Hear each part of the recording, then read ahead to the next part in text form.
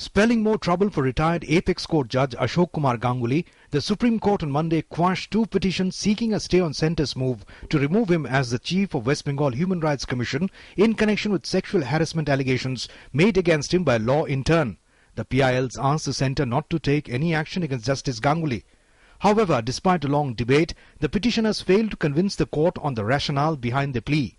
A second plea questioning the court's decision to appoint a panel to investigate the allegations against Justice Ganguly was also quashed.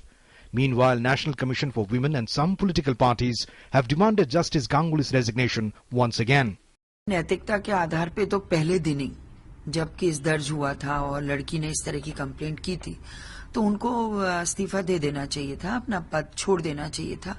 लेकिन इतने प्रयासों के बाद भी उन्होंने जो नहीं किया, मैं सोचती हूँ कि आज भी वक्त है कि वो अपना पद छोड़ें।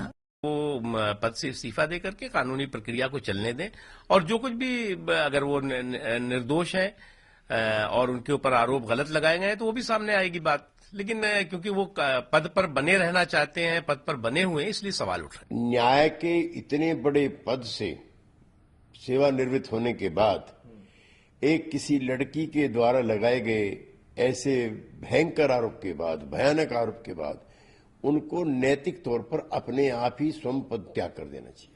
A law intern had written a blog alleging sexual harassment by former Judge A.K. Ganguly. A panel comprising of 3 judges was set up by the Chief Justice of India to look into the matter. Meanwhile, the cabinet has given its nod to the presidential reference to remove Justice Ganguly as the chairman of the West Bengal Human Rights Commission.